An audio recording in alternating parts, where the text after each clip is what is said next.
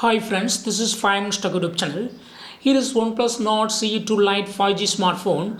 In this video, you will learn how you can set rise to wake your phone Oneplus Nord CE2 Lite 5G. So when you put lock screen and if you raise your phone screen will be turned on or wake up.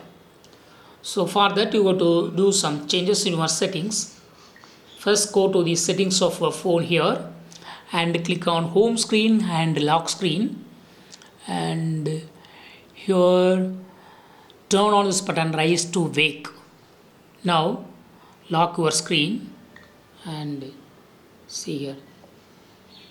Yes, once again I'm showing. So if you raise your phone from horizontal to vertical direction, phone screen will be automatically unlocked.